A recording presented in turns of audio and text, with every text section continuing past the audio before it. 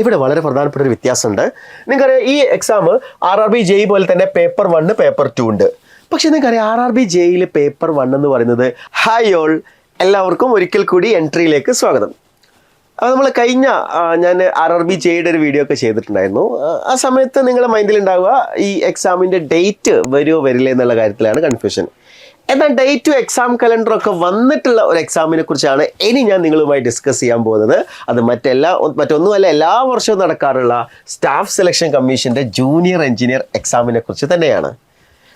എന്തുകൊണ്ടാണ് നമ്മൾ മലയാളികൾ സ്റ്റാഫ് സെലക്ഷൻ കമ്മീഷൻ്റെ ജൂനിയർ എഞ്ചിനീയർ പരീക്ഷയെ വേണ്ടത്ര ഗൗരവത്തിൽ എടുക്കാത്തത് എന്നുള്ളത് പലപ്പോഴും ഒരു കൺഫ്യൂസിങ് ആയിട്ടുള്ള ക്വസ്റ്റ്യൻ ആണ്. RRB JEE 2015 വരെ മലയാളികൾ പൊതുവേ പിന്നോട്ട് നിന്നൊരു എക്സാം ആയിരുന്നെങ്കിൽ 2019 നമ്മൾ മലയാളികൾ ആ പരാതി അങ്ങ് തീർത്തു കൊടുത്തിട്ടുണ്ട്. മലയാളികൾ ഇഷ്ടംപോലെ ആളുകൾ ഡിഫറെൻറ്റ് റീജിയൻസിൽ ജോബിൽ കയറിയ ഒരു വർഷമായിരുന്നു 2019 RRB JEE എന്ന് പറയുന്നത്. പക്ഷേ കമ്പാരിറ്റീവ്ലി SSC JEE വരുമ്പോൾ മലയാളികൾ വളരെ പിന്നോട്ട് പോയതെന്ന് ചോദിച്ചു കഴിഞ്ഞാൽ ഈ എക്സാമിന് വേണ്ട രീതിയിൽ വേണ്ടത്ര സീരിയസ്നെസ് കൊടുക്കാതെയാണ് പല ആളുകളും അപ്രോച്ച് ചെയ്യുന്നത് എന്നുള്ളത് തന്നെയാണ്. എന്താണ് ഈ എക്സാമിന് മറ്റു എക്സാമിൽ വ്യത്യസ്തമായിട്ട് ആൾക്കാർക്ക് ചെറിയൊരു ബാരിയർ അവിടെ ഉള്ളത്? ഇതൊന്ന് അറ്റൻഡ് ചെയ്യേണ്ട എന്ന് തോന്നാൻ എന്താ കാരണം? ഞാൻ അതിനെക്കുറിച്ച് ആലോചിച്ചപ്പോഴാണ് എനിക്ക് മനസ്സിലാക്കാൻ കഴിഞ്ഞ 1-2 കാര്യങ്ങളാണ്. ഒന്ന്, ഈ ഒരു എക്സാം എന്ന് പറയുന്നത് ഇതിലെ വേക്കൻസിയെക്കുറിച്ചുള്ള വിദ്യാർത്ഥികൾക്കിടയിലുള്ള ആ ഒരു കൺഫ്യൂഷനാണ്, അല്ലെങ്കിൽ ആ ഒരു അവയർനെസ് ആണ്. അവർ മനസ്സിലാക്കുന്നത് എന്താണ്, ഈ ഒരു എക്സാം SSC JEE എന്ന് പറയുന്നത് കമ്പാരിറ്റീവ്ലി വേക്കൻസി കുറവുള്ള ഒരു പോസ്റ്റാണ്. വേക്കൻസി കുറവെന്ന് പറയുമ്പോഴും കമ്പാരിറ്റീവ്ലി RRB JEE അത്ര വേക്കൻസി ഒന്നും വരുന്നില്ല. പക്ഷെ സ്റ്റിൽ ഞാൻ പറയാണ്, വേക്കൻസി കുറവാണെങ്കിൽ പോലും, കുറവെന്ന് പറയുമ്പോഴും വളരെ തുച്ഛമായിട്ടുള്ള വേക്കൻസി ഒന്നും അല്ല ഉള്ളത്. ഓരോ വർഷവും 300-400 വേക്കൻസികൾ വരെ വരുന്ന പോസ്റ്റ് തന്നെയാണ് SSC JEE എക്സാം എന്ന് പറയുന്നത് കേട്ടോ. അപ്പോൾ ഇതൊരു ചെറിയൊരു പോസ്റ്റോ അല്ലെങ്കിൽ ചെറിയൊരു നമ്പറോ അല്ല. നിങ്ങൾക്ക് ലഭിക്കാൻ പോകുന്ന ജൂനിയർ എഞ്ചിനീയർ പോസ്റ്റ് എന്ന് പറയുമ്പോൾ അത്യാവശ്യം മികച്ച പൊസിഷന്. ഇപ്പം ഞാനൊരു എക്സാമ്പിൾ, എൻ്റെ ഫ്രണ്ട് ആയിട്ടുള്ള ഒരാൾ മിലിറ്ററി എഞ്ചിനീയറിംഗ് സർവീസിലാണ്. അദ്ദേഹത്തിനൊക്കെ വന്നിട്ടുള്ളത് SSC JEE കൂടിയാണ്. അതുപോലെ ബ്യൂട്ടിഫുൾ ആയിട്ടുള്ള ജോബ് ഓപ്പർച്യൂണിറ്റീസ് ആണ് SSC JEE നിങ്ങളെ കാത്തിരിക്കുന്നത്. കുറച്ചുകൂടി സെൻട്രൽ ഗവൺമെൻറ്റിൻ്റെ ആ ഒരു പ്രിവിലേജിൽ ആ ഒരു സാലറി സ്കെയിലൊക്കെ വർക്ക് ചെയ്യാൻ പറ്റുന്ന ഒരു ബെസ്റ്റ് ഓപ്പർച്യൂണിറ്റി തന്നെയാണ് ഈ ഒരു സ്റ്റാഫ് സെലക്ഷൻ കമ്മീഷൻ്റെ ജൂനിയർ എഞ്ചിനീയർ എന്ന് പറയുന്നത്. രണ്ടാമതൊരു ഘടകം എന്ന് പറയുന്നത് നോൺ ടെക്നിക്കൽ വിഷയം കൂടി ഉള്ളത് കൊണ്ടാണ് പൊതുവെ വിദ്യാർത്ഥികൾ ഇതിലേക്ക് അപ്ലൈ ചെയ്യാത്തത്. നോൺ ടെക്നിക്കൽ വിഷയം മാത്രമല്ല, ഇതിൻ്റെ ടയർ 2 ഒരു ഡിസ്ക്രിപ്റ്റീവ് എക്സാം ആയതുകൊണ്ട് അതിലെന്തെങ്കിലും രീതിയിൽ നമുക്ക് പെർഫോം ചെയ്യാൻ കഴിയാതെ പോകുമോ എന്നുള്ളത് ഭയമായിരുന്നു. പക്ഷേ നിങ്ങൾ മനസ്സിലാക്കുക, SSC JEE കഴിഞ്ഞ വർഷം മുതൽ എന്ത് ചെയ്തിട്ടുണ്ട്, ആ ടയർ 2 എക്സാമിനേഷനും അതും MCQ ഫോർമാറ്റിലേക്ക് മാറ്റിയിട്ടുണ്ട്. അതായത് സാധാരണ ടയർ 1 MCQ, ടയർ 2 ഡിസ്ക്രിപ്റ്റീവ് ആയിരുന്നു സാധാരണഗതിയിൽ SSC JEE നടത്താറുള്ളത്.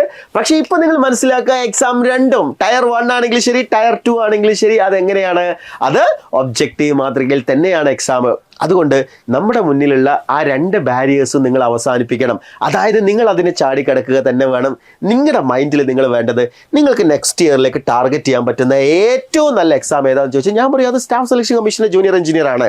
സോ SSC JEE എക്സാം ആയിരിക്കണം. അതേപോലെ SSC JEE ലെവൽ നിങ്ങൾ പഠിക്കുകയാണെങ്കിൽ ഇതിനെക്കാട്ടിലും ഒരു പടി താഴെയുള്ള എക്സാമാണ് RRB JEE. ലെവൽ വൈസ് നോക്കുകയാണെങ്കിൽ ഇത് ലെവൽ 5 പറയുകയാണെങ്കിൽ RRB JEE ഒരു ലെവൽ 3 ആയിരിക്കും. ഈ ഒരു ലെവലിൽ SSC JEE ഒരു ലെവലുള്ള എക്സാം ആയിരിക്കില്ല RRB JEE. അത് കുറച്ചുകൂടി താഴെയുള്ള ലെവലിൽ നടക്കുന്ന എക്സാം ആണെങ്കിൽ SSC JEE കുറച്ചുകൂടി ഹൈ ലെവലാണ്.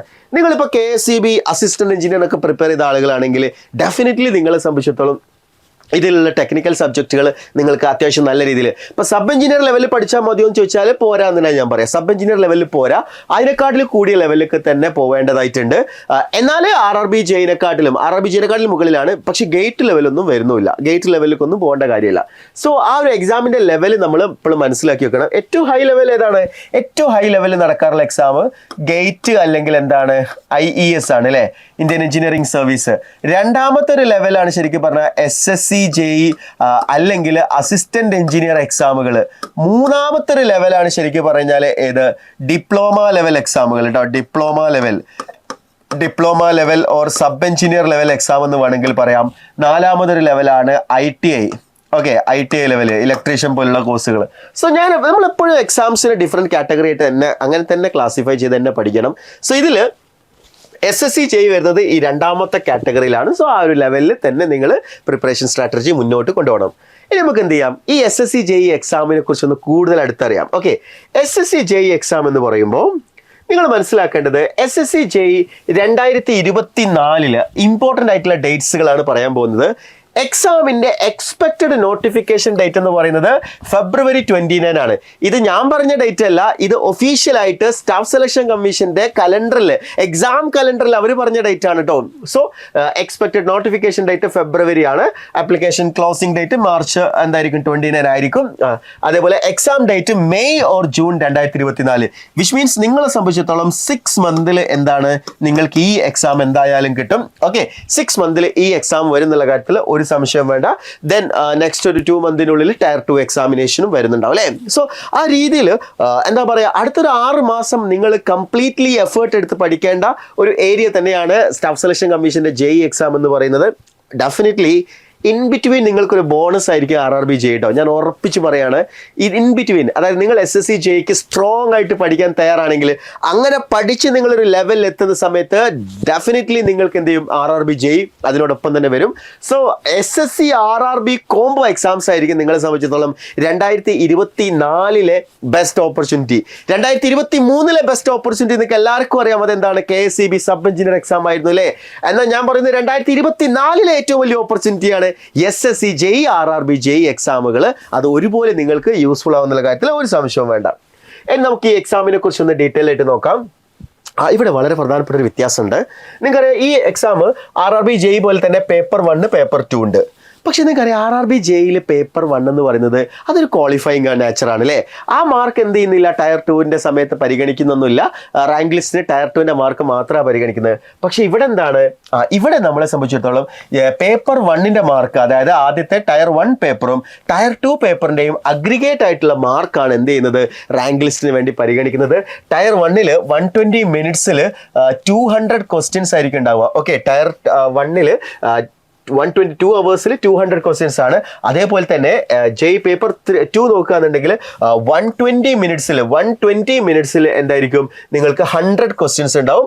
ഈച്ച് ക്വസ്റ്റ്യൻ ക്യാരിങ് എന്താണ് 3 മാർക്സ് ആയിരിക്കും കേട്ടോ. 3 മാർക്സ്, അതായത് ടോട്ടൽ 300 + 200 500 മാർക്കിന്റെ എക്സാംസ് ആയിരിക്കും വരുന്നുണ്ടാവുക. Then document verification and final SSC JEE merit list വരും എന്നുള്ളതാണ്. അതായത് ഇത് ഈ എക്സാമിന്റെ പ്രത്യേകത എന്ന് പറഞ്ഞാൽ, ഇത് എല്ലാ കൊല്ലവും ഈ പ്രോസസ്സ്, ഇപ്പോൾ സിവിൽ സർവീസിന്റെ കാര്യം പറയുമ്പോഴാണ്, സിവിൽ സർവീസ് എല്ലാ കൊല്ലവും എന്ത് ചെയ്യാറുണ്ട്, എക്സാമിന് നോട്ടിഫിക്കേഷൻ വരും, അതിന്റെ പ്രോസസ്സ് കഴിയും, ആ വർഷം തന്നെ ജോബും കിട്ടും. അത് തന്നെയാണ്. അതായത് പിന്നത്തേക്ക് മാറ്റി വെക്കുക, 3 വർഷം കാത്തിരിക്കുക എന്നുള്ള ആ PSC സ്റ്റൈലൊന്നും എവിടെ ഇല്ല, സെൻട്രൽ ഗവൺമെന്റ് ജോബുകൾക്കില്ല. ശരിക്കും ആ ഒരു രീതി തന്നെ കേട്ടോ ഏറ്റവും എഫക്റ്റീവ് ആയിട്ടുള്ളത് അല്ലേ. അതിനെക്കുറിച്ച് നിങ്ങളൊന്ന് താഴെ കമന്റ് ചെയ്യട്ടോ.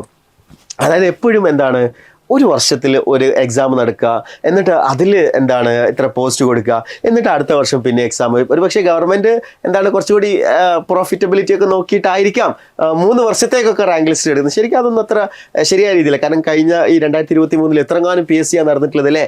സോ അടുത്ത വർഷങ്ങളിൽ കിട്ടുന്ന ആളുകളെ സംബന്ധിച്ചിടത്തോളം ആ ഓപ്പർച്യൂണിറ്റി അവർക്ക് കിട്ടുന്നില്ല എന്നുള്ള ആ ഒരു എന്താ പറയുക, ആ ഒരു പ്രശ്നം അവിടെ കിടക്കുന്നുണ്ട്. സോ നമ്മൾ നോക്കുകയാണെന്നുണ്ടെങ്കിൽ പേപ്പർ 1 SSC JEE പേപ്പർ 1 നോക്കുകയാണെന്നുണ്ടെങ്കിൽ 2 hours ടോട്ടൽ 200 ക്വസ്റ്റ്യൻസ് വരുന്നുണ്ട്. ആ 200 ക്വസ്റ്റ്യൻസിൽ 100 ക്വസ്റ്റ്യൻ എന്താണ് നോൺ ടെക്നിക്കലും 100 ക്വസ്റ്റ്യൻ ടെക്നിക്കലും ആണ് കേട്ടോ വരുന്നത്. അതായത് ഇവിടെ ജനറൽ ഇന്റലിജൻസ് ആൻഡ് റീസണിംഗ് 50 ക്വസ്റ്റ്യൻസും ജനറൽ അവയർനെസ് 50 ക്വസ്റ്റ്യൻസും വരുന്നുണ്ട്. ദെൻ ഇലക്ട്രിക്കൽ സബ്ജക്റ്റിൽ നിന്ന് 100 മാർക്കിന്റെ ക്വസ്റ്റ്യൻ ആണ് വരുന്നത്. ഇനി നമ്മൾ ടയർ 2 വരികയാണെങ്കിൽ അവിടെ ഇലക്ട്രിക്കൽ, ജനറൽ എഞ്ചിനീയറിംഗ്, അതായത് നിങ്ങളുടെ ട്രേഡിലുള്ള ക്വസ്റ്റ്യൻസ് മാത്രമായിരിക്കും വരിക. ഫുൾ ക്വസ്റ്റ്യൻസും അങ്ങനെയായിരിക്കും. അവിടെ നിങ്ങൾക്ക് 300 മാർക്കാണ്. 2 hours എക്സാം ആണ്. ഈച്ച് ക്വസ്റ്റ്യൻ ക്യാരീസ് 3 മാർക്സ് എന്നുള്ള രീതിയിൽ. സോ ഇത് രണ്ടും കൂടി കമ്പൈൻ ചെയ്തിട്ടുള്ള ഒരു മാർക്കായിരിക്കും എക്സാമിന് വരിക. ഇനി ഈ എക്സാമിന്റെ സിലബസ് നമുക്ക് ജസ്റ്റ് നോക്കാം. ഞാൻ ഡീറ്റെയിൽ ആയിട്ടുള്ള സിലബസിലേക്ക് പോകുന്നില്ല കേട്ടോ. നിങ്ങൾക്ക് വേണമെങ്കിൽ ഡീറ്റെയിൽ സിലബസ് നോക്കാം, ഞാനിവിടെ സ്ലൈഡിൽ കൊടുത്തിട്ടുണ്ട്. ഞാൻ ജസ്റ്റ് ടോപ്പിക്കിന്റെ പേര് മാത്രം പറഞ്ഞു പോവാണ്. സോ ആദ്യം നമ്മൾ നോക്കുകയാണെന്നുണ്ടെങ്കിൽ ബേസിക് കോൺസെപ്റ്റ് വരുന്നുണ്ട്. ദെൻ AC ഫണ്ടമെന്റൽ വരുന്നുണ്ട്. മെഷർമെന്റ് ആൻഡ് മെഷറിംഗ് ഇൻസ്ട്രുമെന്റ് വരുന്നുണ്ട്.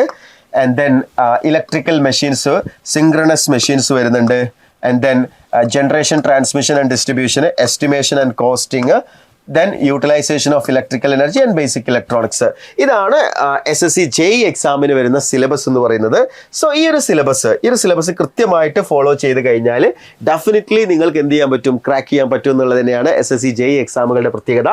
സോ SSC JEE എക്സാമിന്റെ കട്ട് ഓഫ് എത്രത്തോളം വന്നിട്ടുണ്ട്, അതായത് ടയർ 1 കട്ട് ഓഫ് ആയിട്ട് പറയുന്നത് ഈ വർഷം 2023 കട്ട് ഓഫ് വന്നിരിക്കുന്നത് 131 മാർക്സ് ആണ് കേട്ടോ. 131. ഞാൻ ജനറലിന്റെ മാത്രമേ പറയുന്നുള്ളൂ, ബാക്കിയുള്ളത് സ്ലൈഡിൽ നിങ്ങൾക്ക് കാണാൻ പറ്റും. ഓക്കെ, സോ ഇവിടെ 131 ആണ്. OBCക്കും അതേ കട്ട് ഓഫ് ആട്ടോ വന്നത്. OBCക്കും 131 തന്നെയാണ് 2023 വന്നത്.